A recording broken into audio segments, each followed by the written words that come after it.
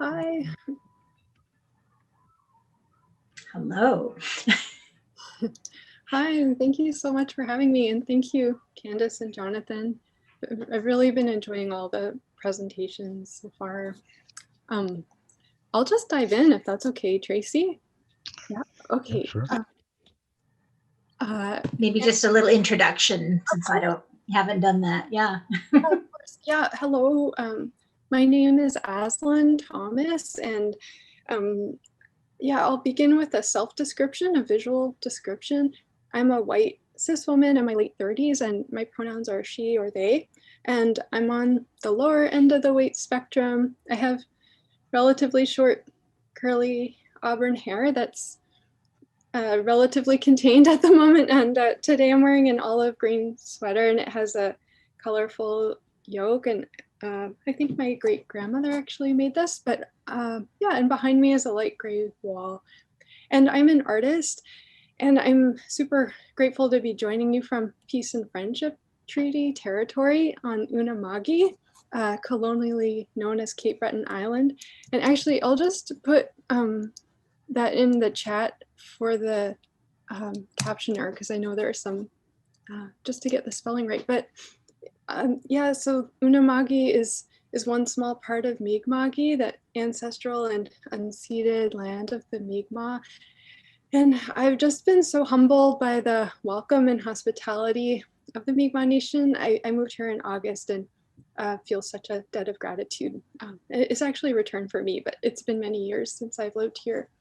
And I'm super grateful for this space, despite the at times heavy subject matter. It's just so nourishing to be able to tune into this conversation and to feel not only connected to all of you, but yeah, also very, I suppose, affirmed. It's very affirming to hear all of this. And thank you so much to everybody who's been working so hard to make it happen, including all the access workers and presenters. And I should just say, for people who are here in the Zoom room, that I'm not really visually oriented, so I just keep it really small. So if I miss any visual cues, it's best if you can jump in with audio. Hopefully I'll catch chat messages, but I don't always, so just let you know that. And I was expecting to be on here with my friend Carmen, but it looks like hopefully we'll be able to be on together tomorrow. There are just some scheduling snafus, but it was actually his suggestion that we read an essay by Mia Mingus. That's MIA Mingus. And Mia is a Bay Area disability justice activist. And Carmen said I could go ahead and read the text here today. And it's one that's been really important to how I understand my own lived experience, and is also very validating. And I think it's pretty relevant to this space today. To prepare you, I've usually cried when I read this. Hopefully that's not going to happen today, but I trust that it's okay if it does. And yeah, and just to position myself further, I would say, grateful student of disability justice. I really endeavor to be an accomplice. However, I'm not really super connected to that community, and so I just want to make that clear, and to position myself that way. Okay. So I think this is about an 8-minute read. And if it's helpful, I could share the screen. I'm reading from like a Word document. Would that be helpful? Yeah, you can go ahead. Let me see. Thank you. Okay. Here, try. All right. Okay. There you go. Okay, great.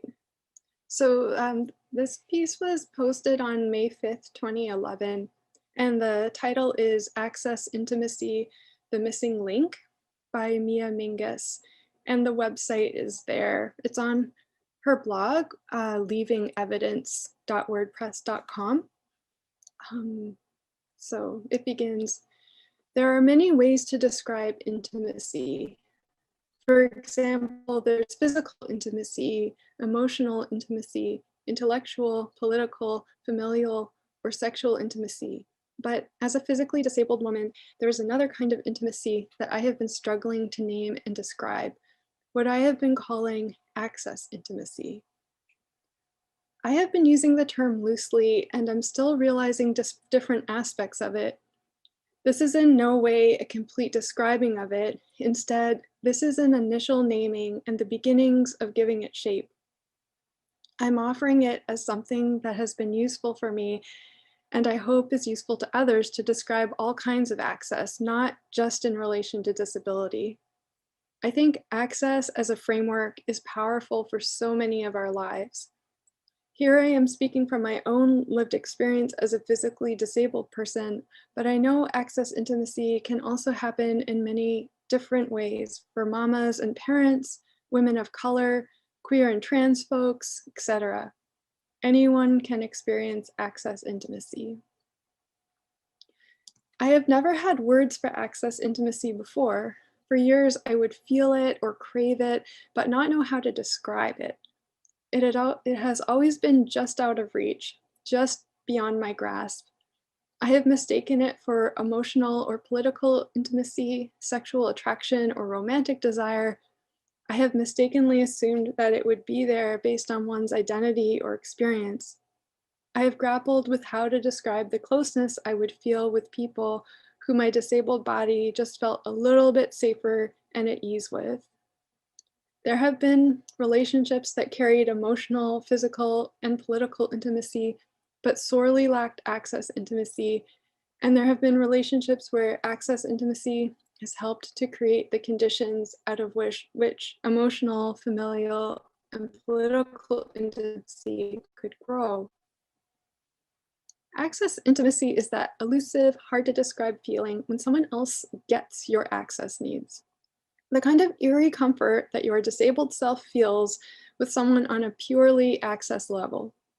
Sometimes it can happen with complete strangers, disabled or not, or sometimes it can be built over years. It could also be the way your body relaxes and opens up with someone when all your access needs are being met. It is not dependent on someone having a political understanding of disability, ableism, or access. Some of the people I have experienced the deepest access intimacy with, especially able-bodied people, have had no education or exposure to a political understanding of disability.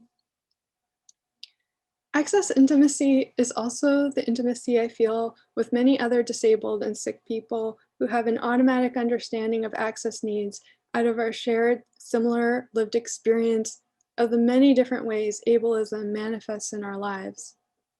Together, we share a kind of access intimacy that is ground level with no need for explanations. Instantly, we can hold the weight, emotion, logistics, isolation, trauma, fear, anxiety, and pain of access. I don't have to justify, and we are able to start from a place of steel vulnerability. It doesn't mean that our access looks the same or that we even know what each other's access needs are. It has taken the form of long talks into the night upon our first meeting, knowing glances shared across a room or in a group of able-bodied people, or the feeling of instant familiarity to be able to ask for help or support. In my life, access intimacy is something that has been hard-won, organic, or at times even felt magical.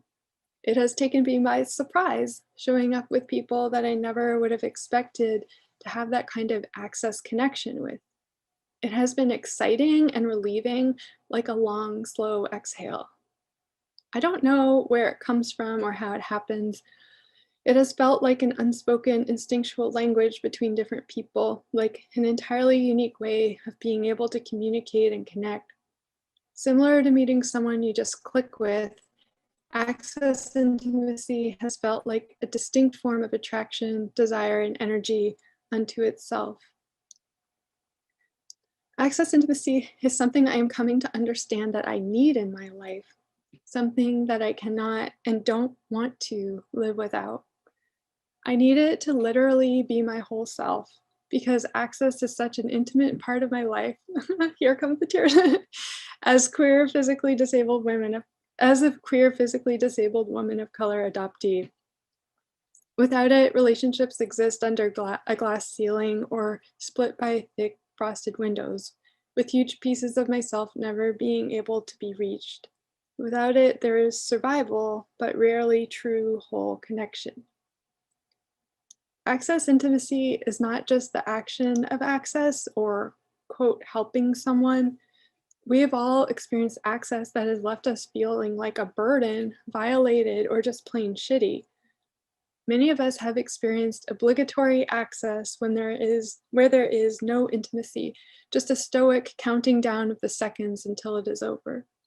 This is not access intimacy.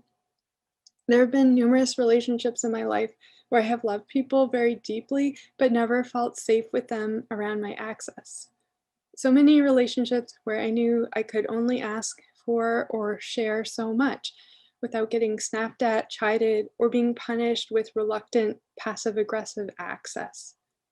So many times where I was too afraid because of the lack of access intimacy to speak up and voice what I needed or what I couldn't do, resulting in being isolated or getting very badly physically hurt from pushing myself too hard in some of the worst cases.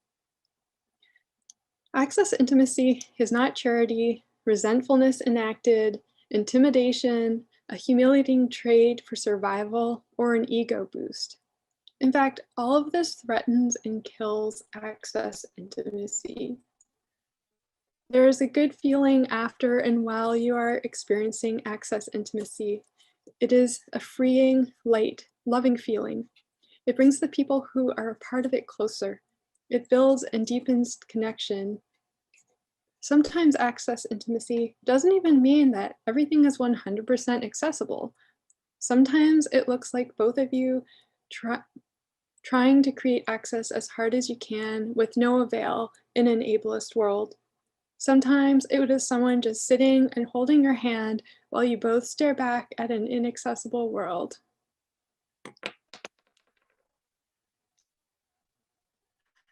It has looked like relationships where I always felt like I can say what my access needs are no matter what, or I can say that I don't know them and that's okay too. It has looked like people not expecting payment in the form of emotional currency or ownership for access. It has looked like able-bodied people listening to me and believing me. It has looked like people investing in remembering my access needs and checking in with me if there are going to be situations that might be inaccessible or hard disability body-wise. It has also looked like CRIP-made access. It has looked like CRIP solidarity. In the last half decade of my life, I've been able to experience many forms and levels of access intimacy. Before that, I was not even in a place where I could have had access intimacy with anyone. It has only been in the last 7 years that I have come into myself as a politically disabled person, enough to begin to experience or desire access intimacy, even on superficial levels. Looking back, there have been only a handful of relationships in my life where access intimacy has existed. And in most of them, access intimacy was not instant, but built and cultivated, with me bearing the brunt of the work. For the first time in my adult life, I am experiencing access intimacy that is not just painstakingly built over years, conversation by conversation, but is already in fertile existence, ready to grow. For the first time in my life, I am in disabled community, meeting sick and disabled folks and experiencing a kind of mutual access intimacy that feels like family. For the first time in my life, I'm in relationships with able-bodied queer people of color, experiencing access intimacy that is beyond explanation and belief. For the first time this year,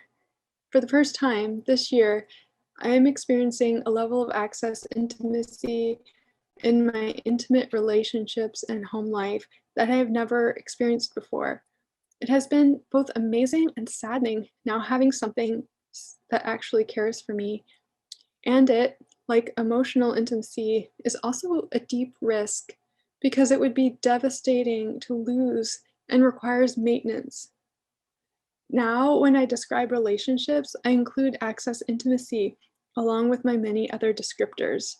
I am watching it, studying it, bearing witness to it as it grows, evolves, and shifts, and as I learn all the different ways that access intimacy can exist.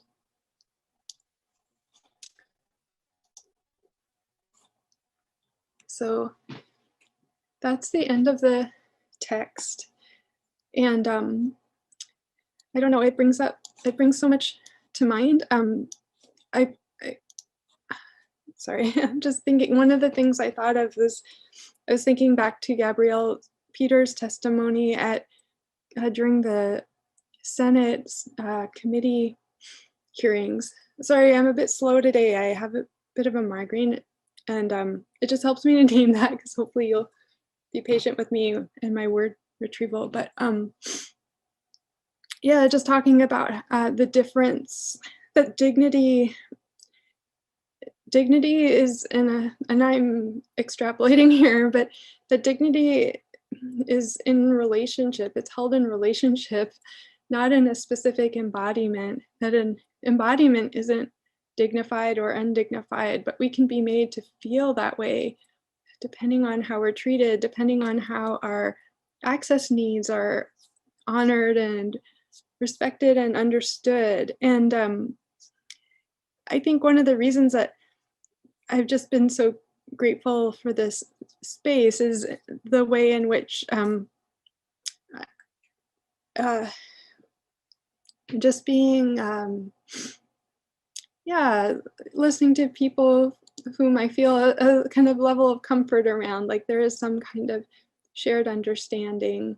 I know everyone's experiences are different. For me, I can relate to what Mia Mingus talks about kind of feeling like I haven't had my access needs all my life, and yet it has felt slow to develop access intimacy and a kind of safety or safe enough, finding safe enough relationships, and at the same time, not necessarily having very many of them. I think I really, in my closest circle, just have one person with whom I have really reliable access intimacy, and it can feel quite precarious, and it's feels so important for us to build that as we're able, and to have community.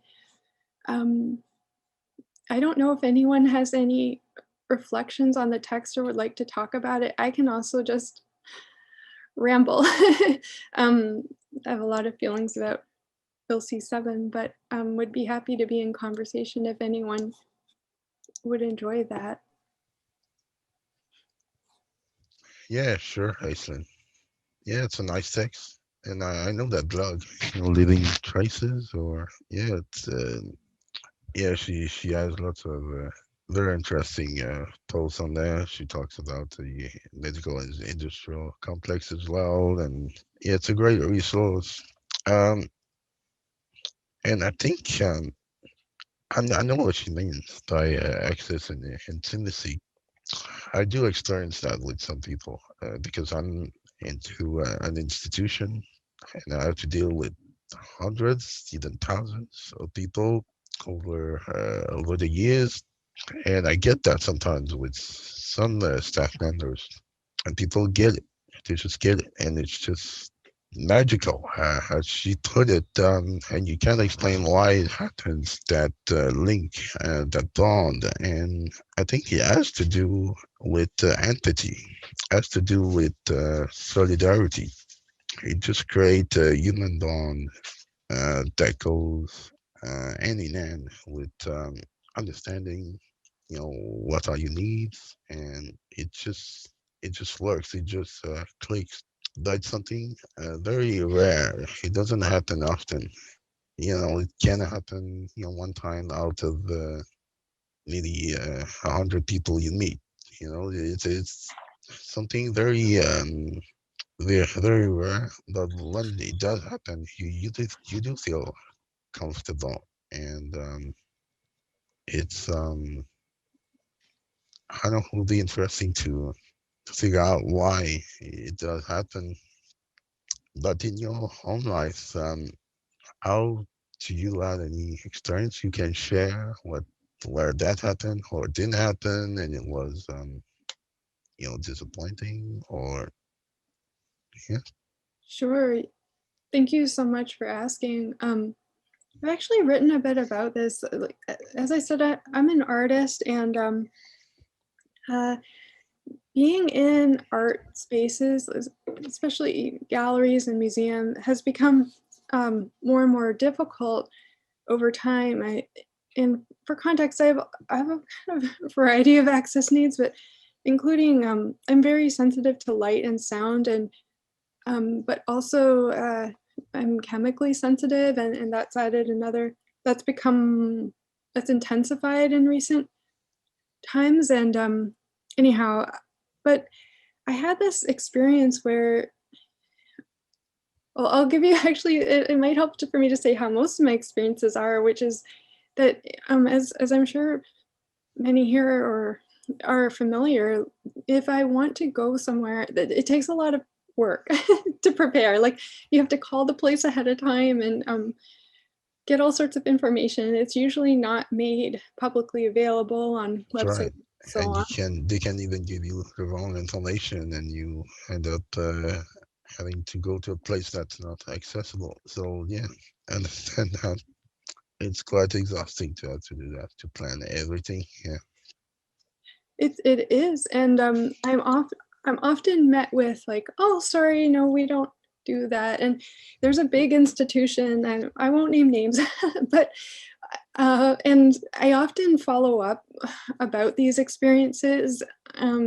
Not always. I try to pick and choose my battles, and because it does take a lot of energy, but I followed up about things, and instead of being like, oh, okay, how can I work with you to help support you, or like, what can I do to share the labor and make this accessible to you, instead I'm told how wonderful and accessible they are and how they're leading accessibility in Canada. And anyhow, so that's usually my experience. And I yeah, so I usually don't feel very welcome in those spaces. But there was an exhibition I really wanted to see, and it was video work, which is notoriously like terrible for me because of the motion, and it was a large scale projection, and the combination of the light, sound, and motion, I usually can't manage it. And I just emailed them, and it was maybe like 2 sentences in my email, and they just replied back. And I knew this person as an acquaintance, but really didn't know this person who worked at the gallery. But she emailed back this really detailed email about what the installation was like, and she took photos of it, and she said, like, here are the ideas I have for how we could adapt it for you, like turning down the brightness, turning down the volume.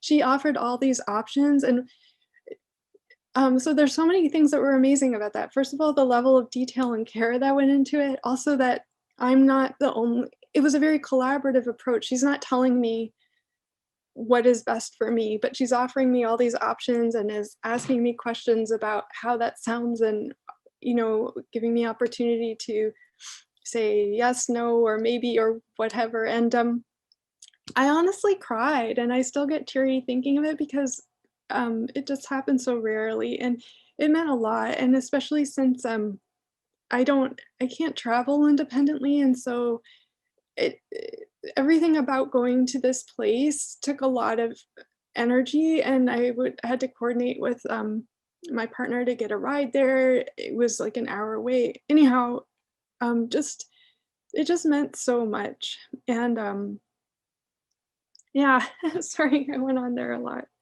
Yeah. Um, do you have any examples, Jonathan, that you feel comfortable sharing? Yeah, sure. And it's yeah, I can share, but it's not very positive in the end, even though people have the best intentions. But the it's for example, I'm still in the institution right now. I'm about to leave though. I got the ID assistance I requested to finally get out of the institution. I'm working on that, and in the next 6 months, I should be able to go back to live in the community. But I've been living for 10 years inside the walls of this place, and when you find someone, a staff member, for example, where you have more of a kinship with, who gets it, who gets you, who um, you have a good relationship. There's so many barriers that basically the system is made that you cannot have those kinds of relations, closer relationship with the staff member. If they um, start to treat you more humanely, like get closer to you, then they can get reprimanded by the managers, by the institution, and it's really frowned upon. So you always have to be careful um, for yourself, to protect yourself and to protect the staff members. So you always are treated pretty much at arm's length. And even though you find someone that you can even become the friends with, it's not allowed, and that person can be fired for it. So people pretty much put their jobs on the line just to talk to you and treat you like a human being. Um, so that's my experience. Is that I'm pretty much radioactive in this place, and if people get close to me, then they might get burned, and they might lose their job, and at some point they might be met with the managers so that they stop and talk to me and all kind of things like that. So it's Mm. pretty traumatic. Um, to live in a place like that and to be managed like that. I can't wait to be out in the community and to have real bonds with other people and to be free to do as I wish in my life. Um, that's one aspect I'm looking for the most. That basic freedom, and it goes so deep when you start to look into it. It's for example, nurses. Nurses are managed by a professional order. And there are rules, you cannot be close to a patient. You cannot be friends. You cannot, for example, on your break, go see the patient and have a cup of coffee with him. You can lose your license, be sued, get into court, and the whole 9 yards. And there's so many layers to that. Also, the managers can do the same thing. The organization, the institution, the health authorities have all kind of, a code of ethics and all kind of things that prevent basic human contact between the residents, the patients, and the staff. So it's pretty much incompatible with social life as we know it in the community.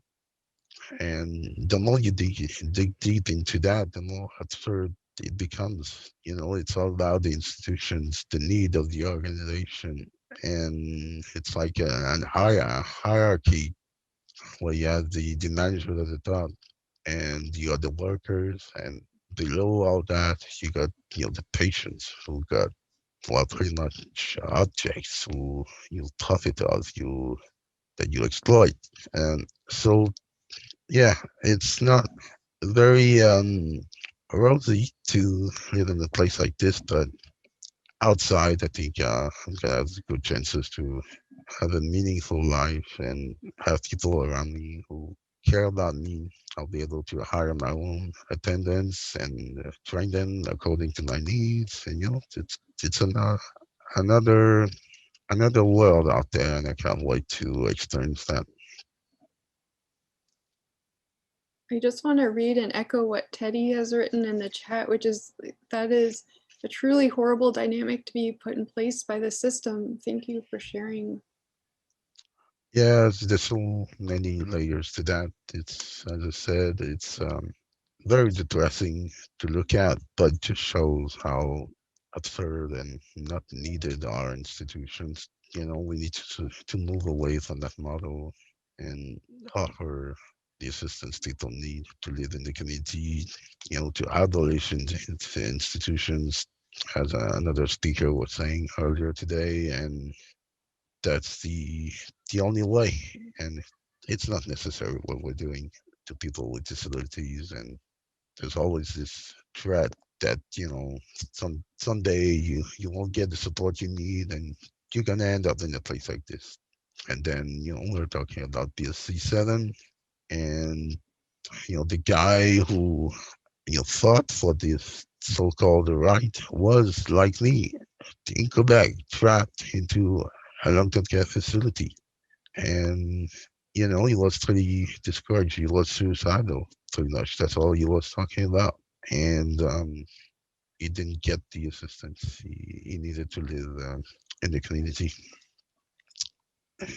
That was something I was really struck by, is that even the people who fought so hard for Bill C7 in the courts, Nicole Gladue and Jean Touchon, that it wasn't like the way people talk about it. I hear out in the world, it's so much about fear of disability and not wanting to suffer intolerably, Yeah. but it's not, even for Gladue and Touchon, they cited fear of long-term care or their experience of long-term care as the reason they wanted made. And so let's go after that. That's personally how I feel. That's right. That's right. And the court case did not, dig into that. They didn't explore that question. They just took it for granted. Institutions are necessary, and nothing's going to change that. And and the judge was pretty ableist, I'd say, in his views, in their views. So yeah, and Tracy, I think we need to shift another break for about 25, 30 minutes. We do, yes. We're going to, this is a continuous stream, but we have to switch over to a different backend source. It will still be the same YouTube link, so nothing will change for any of you who are watching out there. But on the back end here, we have to shift some things over and go to a new link and do things magically behind the scenes. All right. Yeah, well, thank you. Thanks a lot, Aislinn. That was very interesting. Thanks so much, Jonathan. I appreciate the conversation. All right. May I just pop in to say, Aislinn, it's wonderful to see you. I've been listening, but I've been actually getting dressed, so I thought it would leave my camera off, but that was a beautiful presentation. And please, well, thank you to you, and please thank your collaborator and for her beautiful illumination of something that we know so deeply. But yeah, as she says, we haven't had words for. So thanks. I look forward to talking to you more about it. Me too. So nice to see you, Catherine. Great to see you. Yeah.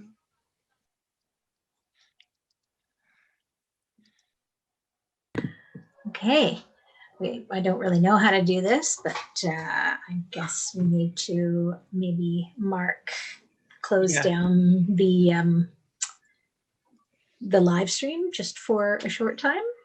Absolutely. I'm guessing. Yeah, so what I'll do is just end it for everybody. Thanks everyone for attending, and we'll transition over to that new link and be back live in the next kind of 15 minutes or so. So we'll see you over there. See you soon.